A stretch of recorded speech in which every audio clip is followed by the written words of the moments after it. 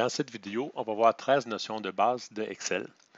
Les notions vues vont être le changement de la couleur des cellules, l'attribution des noms à une cellule ou une plage de cellules, la fusion des cellules, justification et mise en forme du texte de la cellule, les fonctions arrondir, la fonction et la fonction si, l'insertion d'un graphique et sa mise en forme et courbe de tendance, l'affichage des antécédents et les dépendants, la modification automatique du titre d'un graphique, le masquage et affichage des rangées ou des colonnes, l'insertion d'une zone de texte, le changement des colonnes ou de rangées, l'attribution d'un nouveau nom à une feuille et la protection d'une feuille. Pour voir ces notions-là, on va se servir de cet exemple-là ici. En passant, la vidéo est enregistrée sous forme d'index, donc vous allez pouvoir sauter directement à la section qui vous intéresse si il y a des notions que vous connaissez déjà ou que vous n'êtes pas intéressé à connaître pour l'instant. Donc, pour voir ces notions-là, on va se servir de cet exemple-là ici. C'est ce qu'on veut construire comme feuille, en fait. Donc, ce qu'on veut faire, c'est que quand l'utilisateur de la feuille inscrit une valeur pour le rayon, on veut que Excel nous renvoie la valeur du volume et la valeur de la surface de la sphère. Ensuite, on veut qu'il y ait une phrase qui s'écrive en disant si le rayon est de 8, par exemple, ici, on veut que le volume est de, la réponse est ça. C'est ce qu'on veut faire. Puis, on veut qu'il y ait un graphique qui s'affiche. Fait que c'est ce qu'on veut faire. Fait que si on se déplace ici, puis on commence à faire cet item-là ici, on peut commencer par écrire les données. On peut dire ça, on va avoir le R ici qui va être le volume, le R, le R qui est le rayon, le volume et la surface. Voyez-vous ici, quand je l'ai écrit, c'est déjà mis en mode justification, mais quand vous l'écrivez, si ce n'est pas la bonne justification, vous avez juste à aller dans le menu Accueil. Vous mettez en surbrillance les cellules dont vous voulez modifier la justification. Ça peut être toute la colonne au complet si vous voulez ou toute la rangée. Là, j'ai juste choisi, exemple, ces cellules-là, puis j'ai choisi une justification à gauche. Ici, on veut mettre les couleurs jaunes. Donc, encore dans le menu Accueil, on choisit la couleur, on choisit la cellule dont on veut changer la couleur et on va dans, exemple, jaune ici. Puis on peut dire la même chose pour le vert. On choisit les cellules qu'on veut mettre vertes ou en vert, puis on met ça comme ça. Là, il reste à écrire la formule. On peut écrire la formule, exemple, du volume. Quand on commence à écrire une formule, il faut marquer égal. Puis là, la formule est de 4 tiers de pi, fait 4 tiers fois pi. Puis on peut écrire 3.1416 ou on peut écrire la formule de pi qui est dans Excel. Il s'agit juste d'écrire pi, d'ouvrir et de fermer la parenthèse. Ça va donner une valeur plus précise de pi. C'est 3 quarts fois pi, 4 tiers fois pi fois le R au carré. Donc, on fait fois le R, ça va être la valeur du rayon ici. Donc, on peut choisir la cellule. Pour la mettre au carré, il suffit d'appuyer sur l'accent circonflexe de votre clavier et on appuie sur 3. L'accent circonflexe, elle n'apparaîtra pas automatiquement quand vous allez appuyer dessus parce que c'est la même philosophie que dans Word. Par exemple, si vous voulez mettre l'accent circonflexe sur le I ou sur le E, ou peu importe, ben, on commence par appuyer sur l'accent circonflexe, puis il attend le prochain caractère pour savoir si ça devient un E accent circonflexe, par exemple. Donc là, vu qu'on met un 3, ben, il ne peut pas mettre l'accent circonflexe sur le 3, donc il comprend qu'il faut le mettre devant le 3. Fait que ça, c'est la fonction la formule qui est écrite. Donc, si on écrivait 8, comme dans l'exemple ici, voyez-vous, en écrivant 8, ça donne la même valeur de volume. Ça, c'est comme ça. Fait que là, on a fait le changement de couleur des cellules. On a vu cette partie-là ici. L'attribution des noms à une cellule. Donc, quand on fait, voyez-vous ici, j'ai appuyé sur D4 parce que c'était la formule, c'était la case que je souhaitais. Chaque formule a son nom, qui est son adresse en fait. Donc, quand je clique ici, voyez-vous, c'est la cellule B4 qui s'est écrit ici. Mais on peut changer ce nom-là si on le souhaite. Ça peut être pratique si vous avez beaucoup de variables puis vous ne voulez pas nécessairement retenir c'est quoi son adresse. Comme par exemple, si ici, au lieu de marquer le rayon, le D4, on aurait aimé mieux marquer le mot rayon, mais on sait que le rayon va acheminer la valeur qui est dans la cellule D4, on peut le faire. La façon de le faire, c'est qu'on choisit la cellule dont on veut changer le nom. On vient ici, puis on marque rayon, par exemple. Fait que cette cellule-là porte maintenant le nom rayon. Voyez-vous, si je clique à côté ici, c'est la cellule F4. Mais si je clique ici, la cellule porte le nom rayon. Si vous voulez changer le nom ou si vous voulez l'effacer, c'est facile. Vous allez dans Formule, ici, puis c'est dans les gestionnaires des noms. Fait que vous pouvez dire gestionnaire des noms, puis là, voyez-vous, le nom rayon est attribué à la cellule D4. vous pouvez la supprimer ou l'afficher, c'est à votre choix. Mettons qu'on ne fait rien ici. Puis ça peut être aussi quand vous faites un tableau. Mettons vous avez un tableau, mettons vous avez, je ne sais pas, le nom numéro 1, nom numéro 2, puis vous voulez faire, mettons comme ça ici, puis vous dites ça, ça a les valeurs qui suivent, mettons, peu importe. Vous pouvez dire, ce tableau-là, moi je veux qu'il porte un nom. Fait que vous pouvez juste le mettre en surbrillance, puis vous dire ça s'appelle le tableau, mettons. Donc, quand vous allez référer à ça, si vous mettez en surbrillance tout ça ici, voyez-vous, ça va marquer tableau. Puis même chose si vous écrivez, c'est égal à, vous voulez faire une référence plus tard dans une formule, puis vous faites référence à tableau, bien, tout ça va se mettre en surbrillance. Ou si vous venez ici, vous marquez tableau. Voyez-vous, il va vous montrer, c'est ça ici. Si vous voulez aller à la cellule H8, par exemple, vous pouvez venir ici et marquer H8, puis le curseur va s'en aller directement à la plage H8. Donc ça, c'est juste un exemple, on peut l'effacer pour notre exemple ici. Donc, c'est ça l'attribution des noms à une cellule. En fait, on va faire la deuxième formule en utilisant la formule d'un rayon. Fait que si on dit, mettons, égal, là, on dit c'est égal à 4pi, 4 fois, encore là, toujours pi, comme ça, fois, puis là, on cherche encore le rayon au carré. Fait qu'au lieu de marquer, au lieu de cliquer ici, on peut simplement taper le rayon. Vous voyez, il nous suggère même, si on n'est pas obligé de le taper au complet. On marque rayon, puis on veut que ça soit à la 2. Comme ça. Fait que voyez-vous, il donne déjà la réponse. Fait qu'il y a une façon de le faire avec les coordonnées ou la façon de le faire avec les rayons. Bien, avec un nom. Quand vous mettez un nom, c'est plus facile de se reconnaître, de se retrouver. Ça veut dire, quand vous cliquez sur cette formule-là, bien, vous savez que vous faites affaire à un rayon. C'est plus facile parfois de se retrouver. Par contre, il y a des avantages. Si, mettons, vous avez des valeurs, exemple 1, 2, 3, vous avez des valeurs comme ça ici, puis vous dites que cette formule-là, c'est égal à ça fois 5, par exemple. Mais vous savez que vous pouvez étendre la formule parce que lui, ce qu'il voit, c'est qu'il se tasse de 1, vu qu'il n'y a pas de signe de dollar devant la cellule. Ça vous dit que lui, il prend cette cellule-là puis il fait x5. Fait qu'on peut étendre la sélection sur toutes les entrées qui sont dans la colonne de gauche. Comment j'ai étendu la sélection? Je vais recommencer. En fait, on peut cliquer sur, voyez-vous, quand le curseur arrive près du coin de la souris, on peut descendre comme ça, puis ça l'étend la sélection. Ou ce qu'on peut faire, on peut aller à la même place, mais double-cliquer avec le piton de gauche de la souris, puis lui, il va étendre la sélection jusqu'à ce temps qu'il voit que Excel assume que ça va jusque-là. Puis si vous ne l'aimez pas, vous pouvez rapetisser la sélection sans problème. Bon, ceci étant dit, voyez-vous, si on le fait comme ça, lui, il incrémente la valeur de cellule.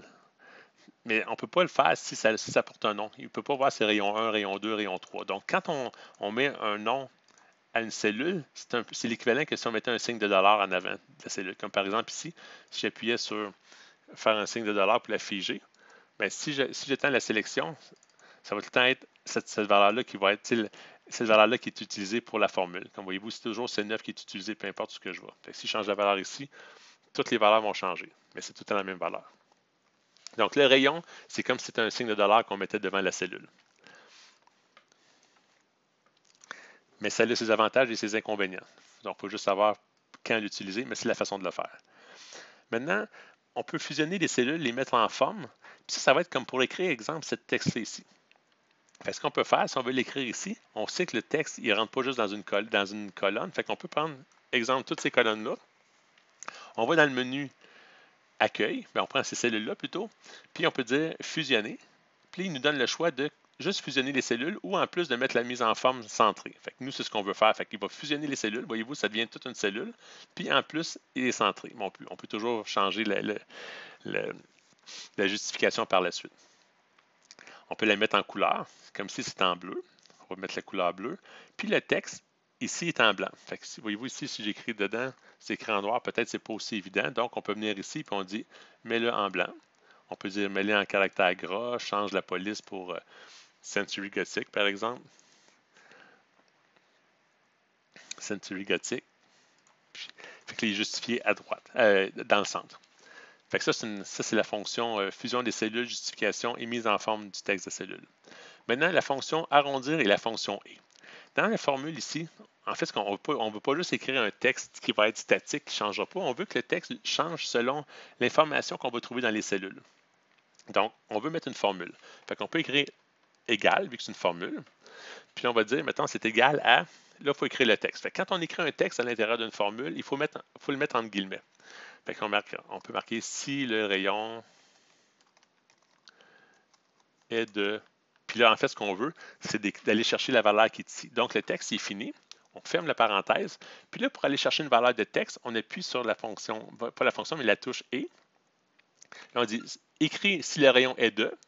Après ça, on va dire « écrit la valeur qui est ici ». Après ça, on va dire « et » rajoute le texte. Le volume est de... Puis là, en fait, quand vous finissez d'écrire le texte, si vous ne mettez pas d'espace, l'information qui va venir va être collée sur le texte. Par exemple, ici, je vais faire exprès pour ne pas en mettre d'espace. Je vais choisir le volume est de ça ici. Fait que si j'appuie sur Enter, voyez-vous, c'est marqué si le rayon est de 8, le volume est de, puis voyez-vous, il n'y a pas d'espace ici. C'est un peu pas le fun. Puis la même chose, entre le 8 et le volume, j'ai mis un espace. Voyez-vous, ici, j'ai mis un espace. Fait que c'est plus facile de mettre un espace comme ça pour espacer le texte. Fait que c'est plus clair comme ça. La fonction « et » est utile beaucoup. En fait, si mettons, on fait un exemple, on peut marquer Paul, un prénom ici, puis Boucher, par exemple, ici comme nom de famille. On pourrait dire que dans cette cellule-là, ce qu'on veut, c'est les deux noms ensemble. Dans la même cellule, on veut mettre le nom et le prénom ensemble. Donc, on pourrait dire c'est égal à la cellule Paul. On peut marquer « et ». Puis là, si on met le nom ici, bien, vous voyez, il n'y aura pas d'espace. Ce n'est pas nécessairement ce qu'on souhaite. Fait que si on veut mettre un espace, on dit, bien, c'est égal à cette cellule-là. On met le « et », on met l'espace, puis on met le « et » encore pour dire qu'on veut combiner cette cellule-là aussi, puis ça donne le nom avec un espace. Il y a une autre façon de le faire. La formule, au lieu de prendre le « et », on peut écrire la formule concaténaire. Ici. En écrivant concaténaire, il nous demande c'est quoi le premier texte. On dit que c'est ça, celui-là ici. Séparé d'un point-virgule. C'est quoi le deuxième texte? Là, on veut mettre un espace. Puis il nous demande c'est quoi le troisième texte. Pas le troisième texte, mais l'autre cellule qu'on veut mettre, c'est celle-là ici. Puis on ferme ça ici. Puis ça l'écrit la même chose. Fait que concaténaire et le « et », c'est deux façons de l'écrire. Puis ça, évidemment, on peut mettre plusieurs arguments, on peut faire plein de choses. On peut mettre autant de texte qu'on veut. Fait que ça, c'est une belle façon, concaténaire ou le « et », c'est une façon de rassembler dans une même cellule deux informations de cellules distinctes. Ça, c'est pour le « et ». Maintenant, la fonction arrondir. Si, mettons, on va juste mettre ça dans une cellule orange comme ça, puis on va mettre un chiffre, exemple, comme ça, virgule, ce chiffre-là, par exemple.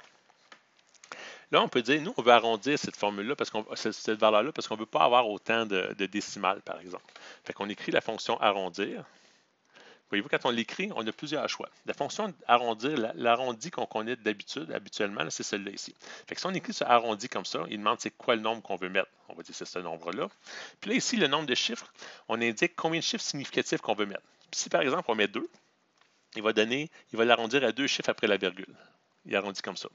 Si la valeur était plus grande, voyez-vous, là, il arrondit, mais il arrondit à 0.35 parce que le chiffre, c'était 1. Si ça avait été, par exemple, 6, il aurait arrondi au nombre supérieur. Voyez-vous, c'est 35, mais il arrondit à 36 à cause que le prochain chiffre était 6. Ça, c'est l'arrondi qu'on connaît. L'autre arrondi qu'on peut mettre, alors, avant d'aller plus loin, ici, on peut, voyez-vous, on arrondit au nombre de chiffres significatifs qu'on met après la virgule, mais si on voulait arrondir avant, on ne peut même pas avoir de décimales, mais on veut arrondir même dans les entiers. On peut mettre un négatif. Fait qu'en mettant le moins 2, ça va arrondir même avant. Voyez-vous, à moins 2, fait que le 6513, il arrondit à 6500. Fait qu'en mettant un négatif, on va dans les entiers. Ça, c'est le arrondi normal. Si on mettait, je vais juste le mettre je vais le remettre non, avec les décimales. Si on avait choisi l'arrondi inférieur, bien inférieur, lui, ce qu'il fait, c'est que peu importe le chiffre qu'il y a après, mettons, on va mettre ça on va faire la même chose, on va mettre 2. Peu importe le chiffre qu'il y a après, il va l'arrondir en ne se souciant pas des autres décimales. Et voyez-vous, ça va être 35. Même si le chiffre est plus haut, lui, il arrondit à l'inférieur de toute façon. Puis, de la même façon, arrondi supérieur, bien, lui, c'est juste l'inverse, c'est que peu importe le chiffre qui vient après le deuxième chiffre significatif, il va l'arrondir au nombre supérieur. Fait que dans ce cas ici, ça va être la même valeur parce que l'arrondi normal est plus grand, voyez-vous. Mais si on avait mis une valeur qui était ici de 0.1, bien, il l'aurait arrondi quand même au supérieur. Puis l'autre valeur, c'est arrondi au multiple. Mettons qu'on prend encore la même valeur ici, arrondi comme ça, de cette valeur-là. Puis là, on dit à quel incrément tu veux arrondir. Si, par exemple, on met 0.3, bien lui, il va choisir, il a pris cette valeur-là, puis il dit, ben là, je suis à 0.35, donc est-ce que je suis plus proche de 0.3 que de 0.6, qui est l'autre valeur supérieure? Vu qu'il est plus proche de 0.3, il va l'arrondir à 0.3. Si on avait dit, par exemple, arrondi au multiple de 5, de 0.5, mais voyez-vous, là, il est plus proche du 0.5 que du 0.0.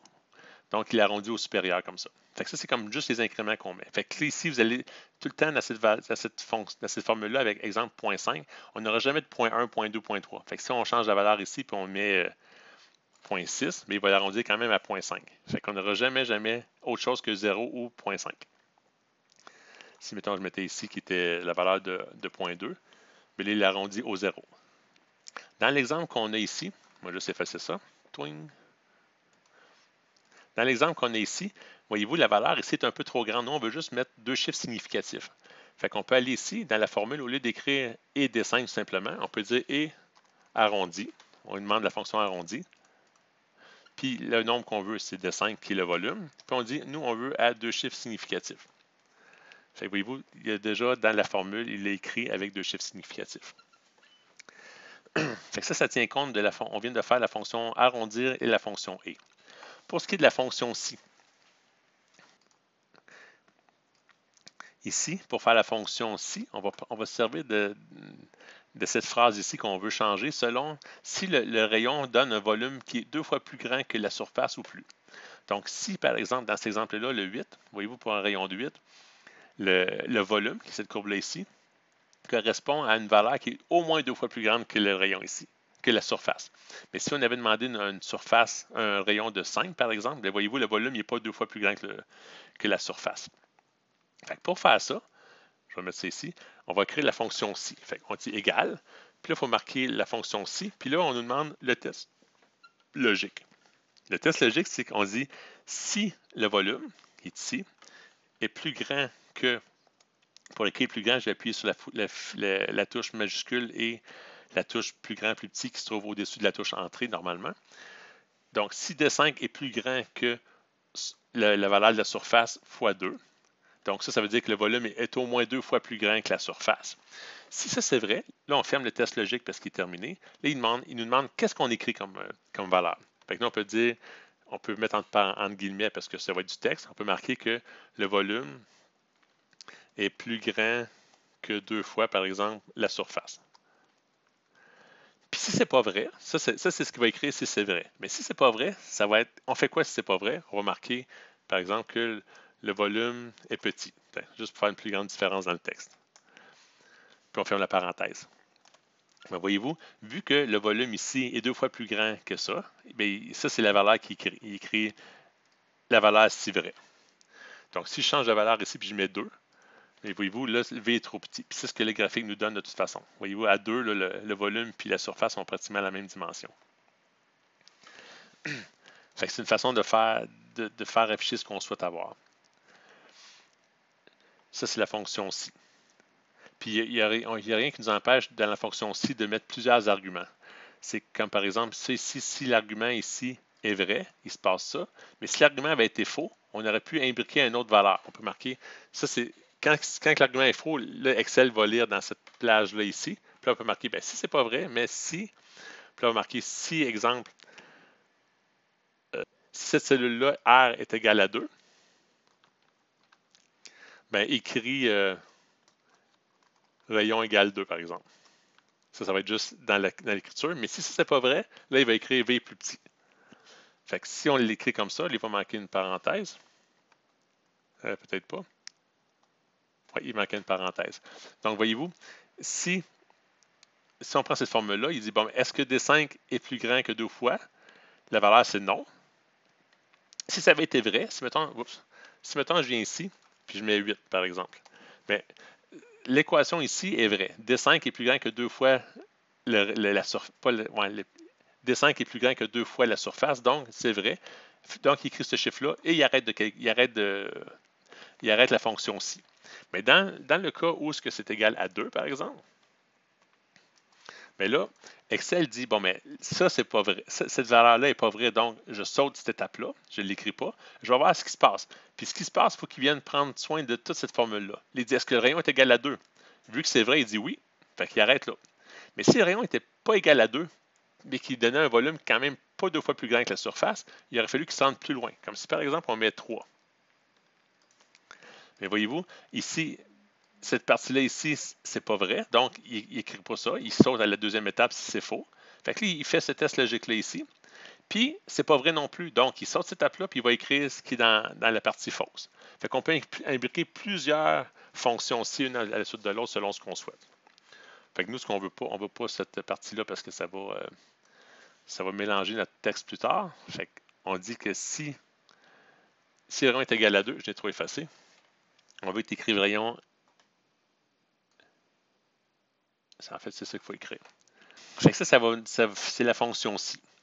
Maintenant, on va insérer un graphique. Pour insérer un graphique, pour faire cet exemple-là ici, on va insérer le graphique selon plusieurs valeurs. Donc, je ne sais pas où mettre ça ici. Je vais le mettre en caractère grec, c'est juste pour dire qu'on l'a fait. Fait que là, il faut insérer les valeurs. Fait que si, mettons, on dit, ça, dans cette colonne-là, ça va être les valeurs de rayon. Ici, ça va être les valeurs du volume. Puis ici, les valeurs de surface. Fait que les rayons, on peut les faire, exemple, progresser de 1 jusqu'à 10. Le volume, bien là, on a déjà l'équation. Je vais effacer ça comme ça. Il est déjà écrite l'équation. Fait qu'on peut venir ici pour l'équation. Je peux la copier. CTRL-C. Je viens ici, je la copie. CTRL-V. Puis là, c'est pas D4 que je veux comme référence, c'est cette valeur-là ici. Fait que je peux juste la prendre puis le glisser comme ça. Ça donne la formule du volume. Je peux faire la même chose avec la surface. Fait que je viens ici, je veux copier cette formule-là. Je fais CTRL-C, j'appuie sur échapper, je viens ici, je clique ici, puis je mets V. Puis là, c'est la formule qui est ici. Mais encore là, voyez-vous, si je double clic dessus, c'est pas D3 que je veux dans la formule. Ça va être la formule qui est ici. Puis là, je ne suis pas capable de glisser vu qu'elle a un nom décrit dessus. C'est ça le désavantage du nom. Fait que là, je peux dire juste, au lieu que ce soit le rayon ici, je clique ici, puis là, ça devient B13. Fait que là, la formule est associée à B13. Je peux juste prendre ça ici, faire double-clic pour descendre la sélection jusqu'en bas. Ça va être les informations qu'on va avoir besoin pour faire le graphique. Maintenant, pour faire le graphique, on veut faire un graphique, dans cet exemple-là ici, qu'il y a les deux courbes, mais en plus, on rajoute un autre courbe par-dessus qui va venir de la valeur du rayon comparé à la. Quand on marque le rayon ici en abscisse, il va retourner la valeur du volume et de la surface. Donc, on vient rajouter des équations ou des équations dans le graphique. Donc, pour le faire, il faut absolument avoir un nuage de points pour y arriver. Fait que si, mettons, on clique là-dessus comme sélection, puis voyez-vous, je vais faire la sélection, puis je vais inclure aussi les titres. Donc, quand je fais insertion de graphique recommandé, par exemple, voyez-vous déjà, ça va être, si on y va, nous, on veut deux courbes, fait qu'on fait ça comme ça. Puis voyez-vous, déjà, le volume et la surface sont déjà indiqués parce que je les ai inclus ici. Si je ne les avais pas inclus, il n'y aurait pas pu attribuer un nom aux courbes. Ça, c'est une façon de le faire. Mais si on y va comme ça, ben, on peut le faire. On n'aura pas l'option d'ajouter une deuxième série. Mettons qu'on y va comme ça, puis je le fais. Si, mettons, je veux rajouter une deuxième série, puis je clique dessus, ici, puis je tourne de droite, puis je dis sélection des données. Mais si je veux ajouter une nouvelle série, mettons, ajouter, je n'aurai pas l'option d'écrire une série avec des valeurs en X et en Y. Je peux juste écrire une valeur en X. Fait que ça ne m'aide pas. Vous allez voir dans 2 secondes quand je vais le faire avec l'autre. Si, mettons, on ne va pas avec ce type de graphique-là, mais on insère, on peut y aller par graphique recommandé, mais si ce qui ne fait pas notre affaire là-dedans, on peut aller dans tous les graphiques. Puis, on va dans le nuage de points. Puis, on choisit un nuage de points, par exemple, avec des marqueurs. Voyez-vous, on a quelque chose qui se ressemble beaucoup, là, si on prend cette formule-là. Fait que ça, c'est le graphique qu'on veut. Puis, si on clique dessus, on choisit lui. Le graphique qui ressemble beaucoup à ce qu'on avait avant. On va juste le grossir un petit peu. Mais si je veux rajouter des données, je peux cliquer ici sur le piton de droite sur une série, puis j'écris sélection des données. Puis là, je veux ajouter une formule. Puis voyez-vous, là, j'ai comme les axes, les Y. Fait que là, je peux dire le nom de la série, ça va être, exemple, le point volume, le point V. Puis la valeur en abscisse, moi, je vais dire, on vient ici, on peut cliquer ici, on dit, nous, c'est ce qu'on veut, c'est le R. Je clique ici. La valeur en ordonnée, je veux que tu me renvoies cette valeur-là pour le volume. Je clique ici. Fait que pour le point V en abscisse, il va donner ça, puis il renvoie la valeur ici. Fait qu'on dit OK, pouf. Puis on peut rajouter déjà l'autre pour la surface, fait qu'on fait ajouter. Le nom de la série, on peut l'appeler, .s. La valeur en abscisse, on peut l'écrire ici directement ou on peut venir la choisir. C'est plus facile de la choisir comme ça. On clique ici ou on clique sur Entrée. Puis ici, c'est la même chose. On peut venir choisir ici puis on clique sur Entrée. Fait que voyez-vous, déjà là, les équations, ils sont faites. Fait que là, on a, par exemple, si on prend le point 7, voyez-vous, il a rajouté comme ces deux petits points-là ici, qui sont les points rajoutés. Ça a été possible parce qu'on a choisi la fonction nuage de points. Insertion d'un graphique, mise en forme, courbe de tendance. Fait que, ouais, c'est ça. Fait que là, on a rajouté ça. Maintenant, pour la mise en forme, on va juste le grossir pour mettre en évidence que c'est sur ce graphique-là qu'on travaille. On peut, si je clique deux fois sur le graphique, il y a cette formule-là, cette fenêtre-là aussi qui apparaît. Cette fenêtre-là, il faut faire attention. Je vais juste enlever cette fenêtre-là. Cette fenêtre-là ici, le texte, il se ressemble beaucoup les options, mais c'est pour chacune des courbes que vous allez avoir le même texte, les mêmes options en fait. Fait que nous, si on veut travailler sur le petit point qu'on a rajouté, je ne sais pas si vous vous rappelez, mais dans ceci, voyez-vous, les points que je choisis étaient plus en évidence. C'était juste pas un petit point, c'était vraiment une croix. Fait que nous, on peut dire que on veut travailler sur la partie, exemple, série.v, parce qu'on peut travailler sur plein de choses. Fait que si on clique là-dessus, le formulaire va se ressembler un peu, mais là, c'est juste pour les axes. Nous, on va appliquer ça sur .v. Puis ce qu'on veut, c'est la marque. Fait qu'on va cliquer sur marque ici.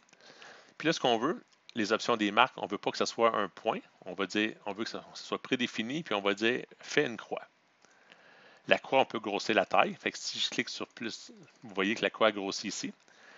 Puis on peut changer sa couleur aussi. On peut la mettre noire, par exemple. Puis on peut changer la grosseur. Fait qu'on peut dire, nous, on veut la vue plus épaisse, la croix.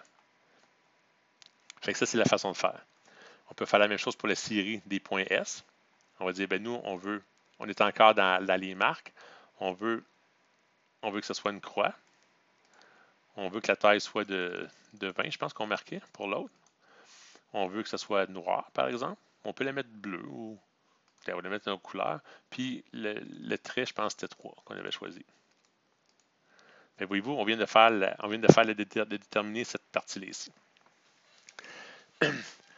On peut rajouter une courbe de tendance. Si on clique ici et on joue dans la courbe de tendance, là, il dit c'est pour quelle formule que tu veux mettre la courbe de tendance. Fait que nous, par exemple, si on veut pour le volume, on dit OK. Puis il a rajouté une courbe de tendance. Mais voyez-vous, la courbe de tendance, elle, pour le volume, par défaut, il l'a mis de façon linéaire. C'est pas tout à fait ce qu'on veut parce qu'on sait que la formule, si vous vous rappelez, c'est une formule qui est R à la 3. Donc, c'est une binomiale de niveau 3. Une polynomiale, c'est-à-dire de degré 3. Fait que si on peut juste effacer cette formule-là, on supprime la ligne. On veut faire une courbe de tendance, oui, mais on veut aller plus loin un petit peu, on va dire autre option. Pour le volume encore, on clique sur OK. Puis là, voyez-vous, cette table-là, ça ressemble beaucoup pour la courbe de tendance. Puis là, on vient ici, puis on dit, c'est quoi qu'on veut? Nous, on veut polynomial. Fait que voyez-vous, déjà, la courbe en pointillé, elle se ressemble pas mal plus que si c'était linéaire. Linéaire, ça ressemblait ici à une droite, qui fait du mieux qu'il peut pour rassembler le plus de points, mais nous, on le veut pas linéaire. On sait que nous, c'est une polynomiale. Donc, on va polynomial. Voyez-vous, ça ressemble pas mal plus, mais le degré, c'est 2. Nous, on sait que c'est le R à la 3. Fait que si on met 3, voyez-vous, la courbe de tendance, elle suit vraiment bien. Fait qu'on peut dire, ça, c'est ce qu'on veut comme courbe de tendance. Puis, on peut dire, afficher l'équation sur les graphiques. Fait que voyez-vous, l'équation, elle vient ici. Fait que oui, c'est pas la même formule qu'on a, mais on peut la comparer, puis en entrant les valeurs là-dedans, vous allez voir que ça suit beaucoup la courbe. Fait que ça, c'est pour ajouter une courbe de tendance. Un coup que la courbe de tendance est ajoutée, on peut la mettre en forme comme on veut. On peut la mettre dans du bleu que j'avais mis. Oups.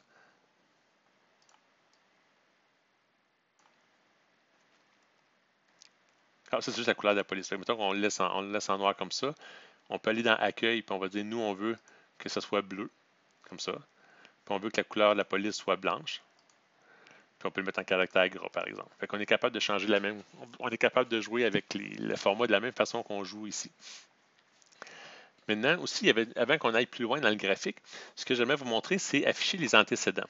Si vous venez dans l'onglet Formule ici, C'est un petit détail ou une petite fonction qui peut être pratique. Si, mettons, vous dites, OK, la cellule 7, là, mettons, vous voulez l'effacer, par exemple, parce que vous voulez faire du ménage dans votre feuille Excel, puis vous ne savez pas si elle sert à quoi cette cellule-là. Mais vous pouvez ici aller dans repérer les dépendants.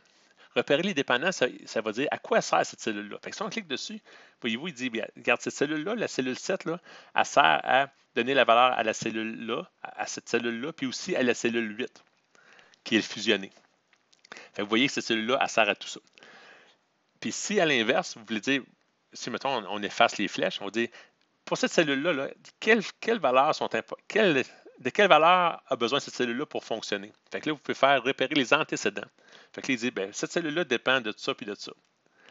Et voyez-vous, il y en avait un qui dit à quoi la cellule sert, puis l'autre, c'est quelles cellules servent à cette formule-là. Fait que c'est une façon de faire les liens faciles entre des cellules. Ça peut être pratique aussi des fois quand vous avez une cellule. Mettons, si vous avez, quand vous cliquez sur une formule, ici, mettons, vous voyez la cellule D4, vous la voyez affichée. Mais des fois, c'est plus facile de juste demander les antécédents, puis vous voyez tout à coup toutes les dépendances rapidement sans avoir à jouer avec les jeux de couleurs. Les flèches, parfois, c'est plus rapide. Fait que c'est ça ici. Les antécédents, les dépendants et supprimer les flèches si on n'a plus besoin. Fait que ça vient, on vient de faire la mise en forme. Afficher les antécédents aussi, on vient de le faire. Fait que ça, je vais le mettre par exemple en caractère gras. Là, c'est modification automatique du titre d'un graphique. Voyez-vous ici le titre du graphique. Si par exemple, on voulait que le titre soit égal à cette formule-là ici. On veut que le titre vienne dire si le volume est 2 fois plus grand que la surface pour une valeur donnée de R. On va dire, cette valeur-là ici, là, ce qu'on veut, là, on veut que tu prennes la valeur de cette cellule-là ici. Fait qu'en le faisant comme ça, voyez-vous, la valeur vient vraiment changer ici. Fait que quand cette valeur-là change, le titre du graphique va changer. Si par exemple on met 3, le texte ici, évidemment, change parce que la fonction ci donne un nouveau résultat, puis le texte va changer automatiquement. Même chose si on met 8 ou 9, bien, la formule change, puis vous voyez ici les points changent selon la valeur ici. Ça, c'était mettre dynamique un titre. L'autre partie qui restait à faire, le masquage des cellules. Moi, juste mettre ça en caractère gras, pour dire que c'est fait. Le masquage des cellules, mettons qu'on rapetisse le graphique parce que le graphique est terminé. Mieux, je vais le tasser parce que je ne veux pas que ça nous mélange. On sent bien bon, là. Oups. Je vais le tasser ici. Ça, c'est notre graphique qu'on fait de façon dynamique. Si, par exemple, on veut, cette formule-là, mettons, c'est juste une formule qu'on veut se donner à nous, mais on ne veut pas polluer la feuille de calcul en montrant tous ces calculs-là. Bien, on peut ici dire, cette colonne-là, ici, là, ces rangées-là, je veux les effacer. Fait qu'il faut juste choisir la rangée au complet, en cliquant ici sur le côté. Après ça, on clique sur le piton de droite, puis on marque masquer. Ça va masquer vraiment les rangées. Voyez-vous, on passe de 8 à 11 directement. Puis vous voyez ici, il y a comme quelque chose de bizarre. Il y a des petites lignes. Si ce n'est pas des lignes simples, c'est des lignes un peu juxtaposées, là, comme 3 lignes ensemble. Ça veut dire qu'il y a quelque chose de masqué, là, en fait. Puis on peut masquer des rangées, puis on peut masquer des colonnes aussi. Fait qu'on peut masquer toutes ces colonnes-là, par exemple. Fait que c'est la même chose, je choisis les colonnes que je veux masquer. J'appuie sur le piton de droite, je mets masquer. Fait que voyez-vous, toutes ces cellules-là sont masquées. Pour les démasquer, on peut juste souligner de chaque côté des zones masquées. On peut étendre la sélection, c'est pas grave, mais tout ce qui est dans le cell choisi, toutes les cellules qui sont masquées là-dedans, on clique sur afficher, puis ils vont afficher les cellules qu'on vient de masquer. Fait qu'en les masquant, ça ne les efface pas, ça fait juste les masquer, justement. On peut marquer afficher, puis ils vont revenir. Dans notre cas, on veut les masquer parce qu'on ne veut pas que ça apparaisse dans la feuille de calcul finale pour l'utilisation, fait qu'on peut marquer masquer. Si on masque des rangées comme ça qui a de l'information pour un graphique, le graphique va s'effacer aussi. Voyez-vous, si je mets masqué, voyez-vous, l'information du graphique, elle ne marche plus. Il n'y a plus de données dans le graphique. Fait que ça, c'est pas une bonne idée. Fait que si j'ai fait réapparaître, masqué, le graphique va retrouver ses. Oups, j'ai pas pris la bonne chose. Si je mets afficher, le graphique va retrouver ses valeurs. Fait en masquant des données comme ça, le graphique a comme plus ses valeurs pour se référer. Fait que si jamais vous voulez pas mettre ça évident, vous pouvez vraiment le prendre et le cacher plus loin dans une feuille de calcul.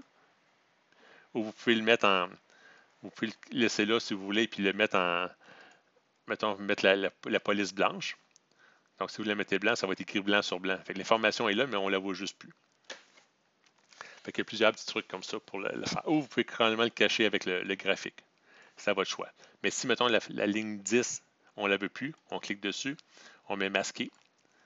Puis, voyez-vous, le titre, il garde quand même la référence à la cellule est encore bonne, puis il la garde. Fait que ça, c'est le masquage des colonnes, puis des rangées. L'insertion d'une zone texte. Vraiment, en fait, ce que j'ai fait ici, là, pour vous le montrer, j'ai inséré une zone texte. Fait que le texte n'est pas attribué à une cellule. Comment le faire? C'est simple. On va dans le menu Insertion, Texte, puis on peut insérer plusieurs types de zones. Moi, j'insère celui-ci, zone texte. Puis avec le piton de gauche qu'on tient enfoncé, on peut choisir, on peut délimiter la zone texte. Puis on peut écrire, exemple, fonctionnement de la feuille de calcul, mettons. Mettons, c'est un titre que vous voulez marquer. Puis ça, c'est pas un titre qui va vraiment pour la partie impression, mais c'est, mettons, le protocole 1, on fait ça, à 2, on fait telle affaire. Vous pouvez donner vos instructions, mettons. Fait qu'on peut le mettre comme ça, on peut jouer avec la grandeur de la feuille. Quand vous cliquez dessus ici, vous avez, avec le piton de droite, vous avez l'option de remplissage et de contour. Fait que vous pouvez changer le style aussi, mais on peut dire, moi, je veux l'avoir dans un petit format gris comme ça, puis je peux mettre un contour rouge, puis on peut choisir l'épaisseur du contour aussi, ici. Fait qu'on peut mettre de quoi de vraiment épais. C'est à votre choix. Ça, bien, cette cellule-là, après ça, est facile à bouger, puis ça peut être pratique si vous faites une feuille de calcul pour vous. Pas nécessairement pour publier à d'autres personnes, mais ça peut devenir facilement un outil de travail. Fait que si vous faites un calcul comme ça, puis vous dites, ah oui, c'est comment ça fonctionnait dans cette feuille-là, ben, tu peux te laisser des notes à toi-même, puis quand tu retournes dans ta feuille de calcul, ben, ça te dit quoi faire, puis qu'est-ce que fait la cellule, la formule ou la feuille. Fait que ça, c'est une chose. Ça, c'est l'insertion d'une zone de texte. Après ça, c'est changement des colonnes d'une rangée. En fait, ça, c'est plus le changement des largeurs. Fait que si, par exemple, la zone de texte, ici, là, je voulais l'insérer ici, et puis il n'y a pas vraiment de place parce que ça ne rentre pas, puis je veux garder la zone de texte comme ça, c'est facile de grossir une rangée ou une ligne. Fait qu'on la met en surbrillance, puis quand le curseur on descend le curseur jusqu'à temps qu'il change de forme, quand il est comme ça, on appuie sur le piton de gauche de la souris, puis on peut grossir la cellule comme on veut. Fait que ça, on s'est trouvé à grossir le texte en même temps, mais on peut faire ça comme ça ici. Fait qu'on peut changer la grosseur d'une cellule. Bien, pas d'une cellule, mais d'une rangée. On peut faire ça la même chose avec une colonne. On peut choisir plusieurs colonnes à la fois, comme on peut choisir plusieurs rangées. Puis quand on clique dessus, bien, ça va être les 3 rangées, par exemple, les 3 colonnes qui vont subir la même modification. Quand on le fait, vous voyez, c'est marqué largeur, on a la largeur en pixels de la largeur de colonne. Fait que si on veut mettre ça à une certaine largeur, c'est facile de le faire. Une autre chose aussi, si on écrit un texte qui est très long, bien, voyez-vous, le texte déborde. Si après ça, j'écris d'autres choses à côté, on n'a pas accès à toute l'information ici parce que la cellule n'était pas assez large. Fait ce qu'on peut faire, on peut encore venir ici, puis choisir, double-cliquer avec le piton de gauche, puis il va élargir la colonne à la dimension minimum qui va englober tout le texte. Ça peut être une fonction qui peut être pratique aussi, pour être sûr qu'on a toutes les informations. Aussi, ça peut être pratique d'élargir les colonnes. Si parfois, exemple, vous avez, mettons, vous avez une colonne que son format, c'est en nombre, puis vous dites que cette formule-là, mettons, cette cellule-là est égale à cette cellule-là fois ça. Là, c'est égal à 0, ça va bien, mais si on met un chiffre, voyez-vous, la cellule n'est pas assez large pour comprendre la valeur complète. Donc, si vous venez ici, vous double-cliquez, puis voyez-vous, il va marquer la valeur au complet. Fait que ça peut être pratique de double-cliquer. Puis vous avez vu, quand j'ai double-cliqué, je n'ai pas eu besoin de mettre en surbrillance. J'ai juste double-cliqué comme ça. Même chose pour la largeur de colonne. Si vous voulez juste élargir une colonne, vous n'avez pas obligé de la mettre en surbrillance. C'est seulement si vous avez plusieurs colonnes à la fois que vous voulez mettre en surbrillance, de même largeur, là, il faut les mettre en surbrillance pour dire à Excel c'est quelle largeur qui va être affectée par votre déplacement de colonne. Pas déplacement, mais le déplacement de la largeur de la colonne. Ça, c'est changement de grandeur de colonne. Maintenant, attribution d'un nouveau nom à une feuille. Bien, voyez-vous ici, ça c'est facile aussi. La feuille, elle s'appelle feuille 1. J'appuie sur le piton de droite sur l'onglet. Puis je vais la renommer. On va la renommer, mettons, l'appeler volume. C'est pas plus compliqué que ça. Dans cet onglet-là, si je clique sur le piton de droite, on peut aussi changer la couleur de l'onglet si on veut la mettre d'une différente couleur.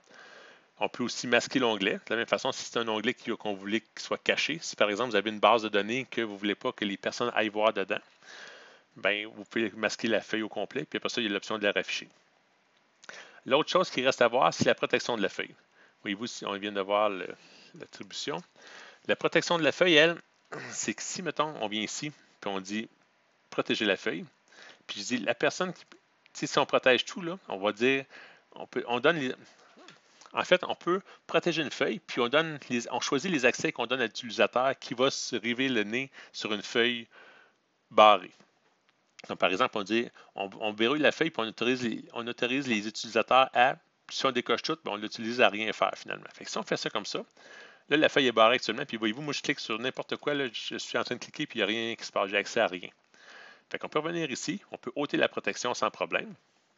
Puis on peut dire, par exemple, on vient faire une autre protection de feuille, puis on va dire, nous, on permet de sélectionner les cellules verrouillées, par exemple, puis les cellules déverrouillées. Fait que ça, ce que ça va faire, si je clique sur OK, là, la cellule est protégée, puis là, mais je peux quand même choisir des cellules. Mais je ne peux même pas écrire. Si je tape du texte, là, oui, ils me disent, tu ne peux pas écrire de texte parce que la cellule est protégée. Mais ça me permet de venir voir, cliquer ici, puis voir la formule. Fait que je suis capable de voir ce qui se passe. J'essaie de la changer, mais je suis capable de voir ce qui se passe.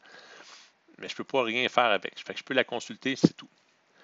Mais si on veut permettre à l'opérateur de modifier les valeurs ici pour que la formule fonctionne sans modifier le reste, bien, je vais commencer par enlever la modification, la protection.